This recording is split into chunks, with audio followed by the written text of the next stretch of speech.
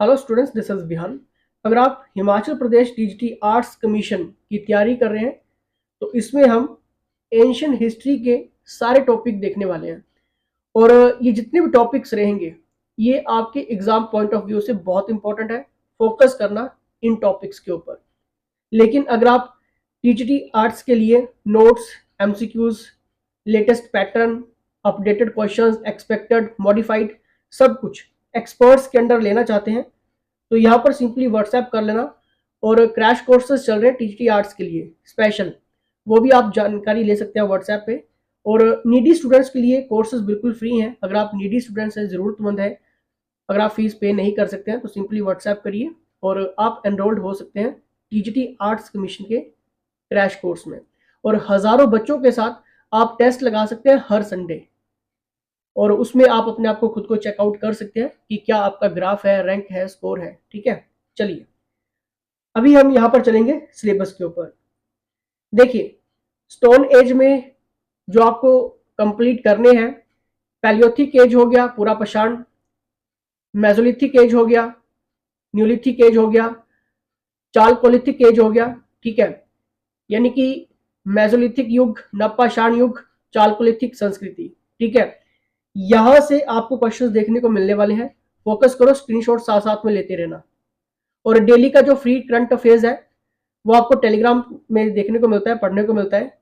Link description box में है, दिए गए हैं, ज्वाइन कर लेना। सेकंड पार्ट में हम देखिए यहाँ पर लेटर वैदिक एज की जब शुरुआत होती है तो इसमें आपको देखिए आर्यों का आगमन, भारत में आर्यों का आगमन, सेकंड पॉइंट। और तीसरा आपको यहाँ पर आर्यों का आर्थिक और सामाजिक जीवन। नेक्स्ट पॉइंट के ऊपर चलेंगे। नेक्स्ट पॉइंट देखिए, उत्तर वैदिक काल में आर्थिक और सामाजिक जीवन, भारत में आर्यों का भौतिक और सामाजिक जीवन, उत्तर वैदिक काल जो युग था वहां से रिलेटेड क्वेश्चंस। अब देखिए, अगर आपको ये बुक्स में ढूंढेंगे क्वेश्चंस, क्योंकि मैं हमेशा स्टूडेंट्स को यही कहता हूं कि बुक्स आपके सिर्फ कंसेप्ट क्लियर करेगी, लेकिन आपको यहां से किस टाइप के क्वेश्चंस क्लियर करने हैं, कौन कौन से हाईलाइटेड हैं, कौन कौन से फैक्चुअल मॉडिफाइड क्वेश्चंस हैं, ये आपको पता होना जरूरी है। ठीक है, ऐसा नहीं कि सिर्फ थ्योरी थ्योरी रीड कर ली और थोड़ा बहुत बेसिक नॉलेज ले लिया और एग्जाम में चले गए, ऐसे काम नहीं बनेगा। मैं पहले भी स्टूडेंट्स को कहता हूं कि एफएम क्वेश्चंस आते हैं, फैक्ट मॉडिफाइड, आपको पता भी नहीं चलेगा कि जो फैक्चुअल क्वेश्चंस है, कई बार ऐसा होता है कि आंसर आते हुए भी क्वेश्चंस गलत होते हैं, क्योंकि वहां पर हमें देखने को मिलता है मॉडिफाइड का सेगमेंट इन क्वेश्चंस में। तो ये सारे क्वेश्चंस आपको व्हाट्सएप पे मिल जाएंगे इन टॉपिक्स के। नेक्स्ट यहाँ पर देखिए, सिंधु घाटी सभ्यता के पुरातत्व स्थलों की सूची, वैदिक साहित्य की सूची, पवित्र हिंदू ग्रंथ हो गए आपके, ऋग्वेदिक देवी देवताओं की सूची हो गई, जो भी उस टाइम देवी देवता थे। ठीक है, चाहे मैं सिक्कों की बात करूं कि कौन से सिक्के के ऊपर कौन से देवी देवता की अंकित चित्र होता था, वहां से फैक्चुअल क्वेश्चंस देखने को मिलता है।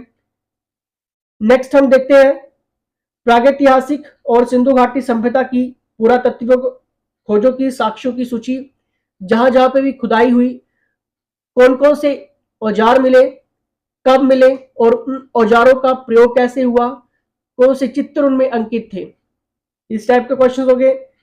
सिंधु घाटी सभ्यता, हड़प्पा सभ्यता का सारांश, यहां से आपको फैक्चुअल क्वेश्चंस देखने को मिलेगा। और नेक्स्ट हम देखते हैं वैदिक युग की जो पॉलिटी थी, ठीक है, राजनीतिक, वहां से आपको क्वेश्चंस देखने को मिलेगा। ये कोई भी बुक्स आपको कवर करके नहीं देगी, अभी आपको कह रहा हूं। आपको कोर्सेज में ये सारी चीजें मिल जाएंगी। काफी टाइम के बाद ये पोस्ट आई है, हाथ से मत जाने देना। एक्सपर्ट्स के अंदर आपको ये सारी चीजें मिल जाएंगी।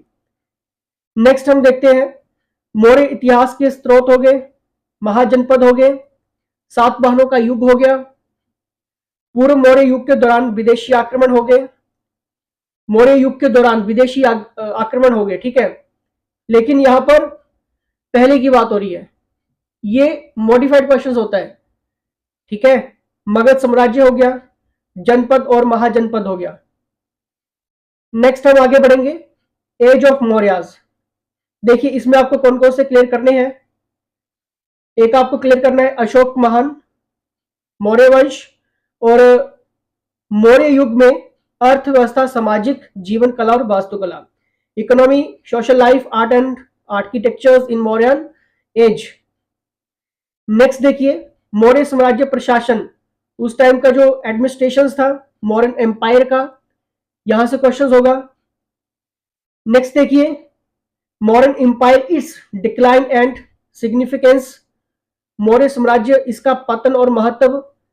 देखिए मुझे मालूम है कि थोड़ा बहुत तो आपको पता होगा इन सब चीजों का, लेकिन यहां से जो क्वेश्चंस की कैटेगरी होती है, जो जिसे हम सब क्वेश्चंस की कैटेगरी कहते हैं, ठीक है, इसमें आपको मॉडिफाइड भी देखने को मिलता है, लेटेस्ट भी देखने को मिलता है, अपडेटेड भी देखने को मिलता है, एक्सपेक्टेड भी और मॉडिफाइड भी, ठीक है, और साथ में फैक्चुअल क्वेश्चंस भी देखने को मिलता है। नेक्स्ट हम बात करेंगे कनिष्क कुषाण वंश की, ठीक है, जो उस टाइम मौर्यन रूलर्स थे, ठीक है, पाल प्रतिहार और राष्ट्रकूट, शुंग और चेदी वंश। नेक्स्ट देखिए मध्य एशियाई संपर्कों का प्रभाव शक कुषाण युग के दौरान, ठीक है, ये बहुत एनालाइज करके बनाए हुए टॉपिक्स हैं, ये आपको क्लियर करने ही पड़ेंगे अगर आपको टीजीटी आर्ट्स का निकालना है एग्जाम तो। लेकिन ये अभी सिर्फ एंशिएंट हिस्ट्री डिस्कस कर रहा हूं, इस तरह से मेडाइवल और आपको मॉडर्न भी देखने को मिलेगी, उसके टॉपिक्स में आपको सब कुछ बता दूंगा।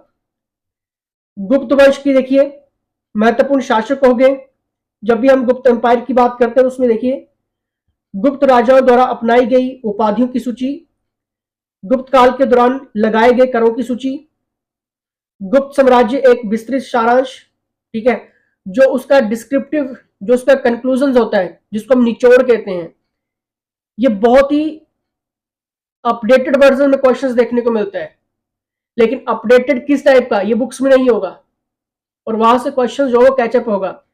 ये सारे क्वेश्चंस जो भी रहते हैं ये एक्सपर्ट्स के अंडर बनाए जाते हैं, तो आप टाइमली व्हाट्सएप करके ये सारी चीजें ले सकते हैं। कोर्सेज ज्वाइन करना होगा, पेड कोर्सेज, तब भी आप ज्वाइन कर सकते हैं, क्योंकि इसमें आप टेस्ट लगाते हैं उन हजारों स्टूडेंट्स के साथ जो ऑलरेडी इस एग्जाम के लिए टेस्ट की तैयारी कर रहे हैं, और उनके रिजल्ट भी निकाले जाते हैं।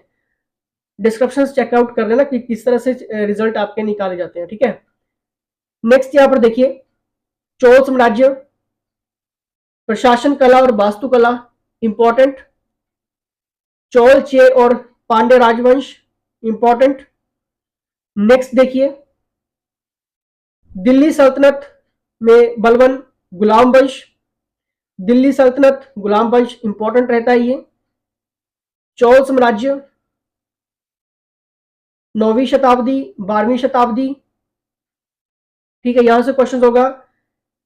मध्यकालीन चोल, नेक्स्ट आपका हो गया गुप्त साम्राज्य, व्यापार, कला और वास्तुकला और साहित्य, गुप्त साम्राज्य, प्रशासन, गुप्त उत्तर गुप्त युग में अर्थव्यवस्था, सामाजिक जीवन, मंदिर, वास्तुकला, इसमें आपके जितने भी मंदिर के आर्किटेक्ट हैं, जो शैलियां हैं, जो डिजाइन है, उस टाइप के क्वेश्चंस होता है। चोल साम्राज्य 19वीं शताब्दी से 12वीं शताब्दी बाद का चोल। कन्नौज के लिए त्रिपक्षीय संघर्ष हो गया। भारतीय प्रायद्वीप में गुप्त काल के बाद के राजवंश, प्राचीन भारतीय विद्वानों और उनके संरक्षकों की सूची इंपॉर्टेंट, भारत में प्राचीन ऐतिहासिक स्मारकों और उनके निर्माताओं की सूची, प्राचीन भारत में राजाओं के दरबार में कवियों की सूची। नेक्स्ट यहां पे देखिए प्राचीन भारत के महत्वपूर्ण तथ्य, विज्ञान और प्रौद्योगिकी, ठीक है, उस टाइप जो भी इन्वेंशंस हुए, आविष्कार हुए, उस टाइप के क्वेश्चंस रहते हैं।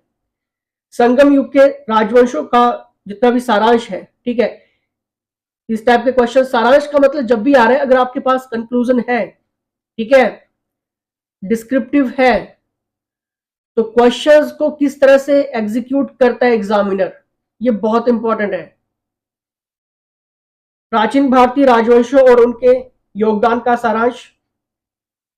नेक्स्ट हम देखेंगे हर्षवर्धन इरा, भारत के प्राचीन दर्शन हो गए, हर्षवर्धन काल हो गया।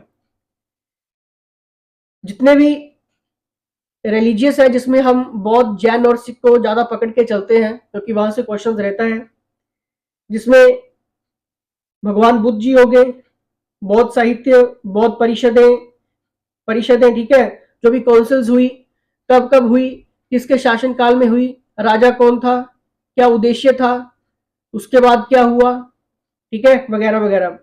बौद्ध विद्वान हो गए, हीनयान और महायान हो गया, ठीक है, बौद्धित्व हो गया, जैन तीर्थकरों की सूची।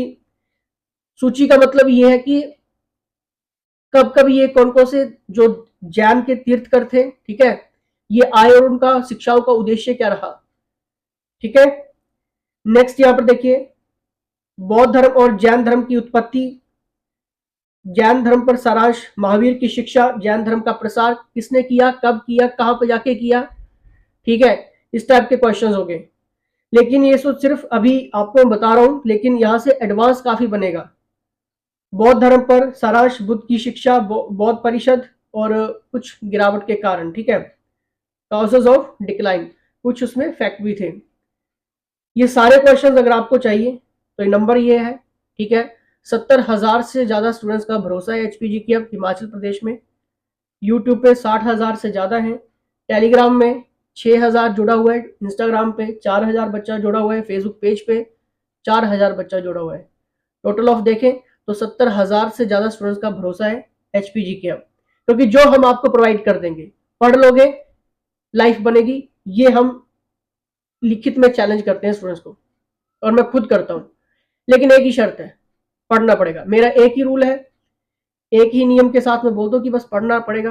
पढ़ लोगे, लाइफ बन जाएगी, कहीं जाने की जरूरत नहीं होगी, पेंशन भी मिलेगी, सरकारी नौकरी भी मिलेगी, और आने वाला जो जीवन है वो भी एक अच्छा सेफ होगा। यहाँ पर व्हाट्सएप कर लेना, समय से पहले करना, जल्दी करना, क्योंकि बहुत जल्दी आपकी एग्जाम हो जाएंगे, बहुत जल्दी नोटिफिकेशन आ जाएगी, और प्रिपरेशन आप शुरू करिए, ठीक है। क्योंकि अगर मैं कहूँ कि इन सब के वीडियो कोर्सेज देख लो, लेक्चर्स देख लो, नहीं बनेगा काम, सीधा सिंपल बोल रहा हूँ, काम नहीं बनेगा।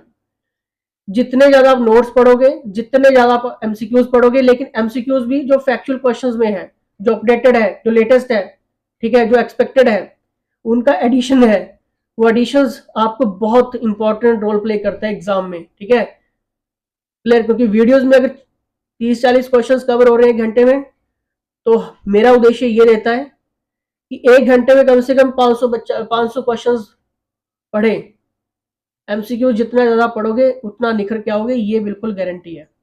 लेकिन साथ साथ में आपके टेस्ट हो गए, मॉक टेस्ट हो गए, मॉडल पेपर हो गए, ठीक है, ग्राफ टेस्ट हो गए, ये सारे टेस्ट भी इंपॉर्टेंट है, और ये सारे टेस्ट आप उन बच्चों के साथ लगाते हैं जो ऑलरेडी इस एग्जाम की तैयारी कर रहे हैं, तो पूरा का पूरा एक्सेस आपको यहाँ पे मिल जाएगा। नीडी स्टूडेंट्स है, जरूरतमंद है, फ्री में कोर्स देता हूँ, ठीक है। 2500 से ज्यादा स्टूडेंट्स को फ्री कोर्स अभी पिछले 6 महीने में दे चुका हूँ, ठीक है। लेकिन नीडी आप होने चाहिए। लेकिन अगर आप नीडी नहीं है, पे कर सकते हैं, तो थोड़ी सी नॉमिनल फीस रहती है, कितनी है व्हाट्सएप कर लो, पूछ लो, ठीक है। चलिए, इसी के साथ जय हिंद, जय हिमाचल।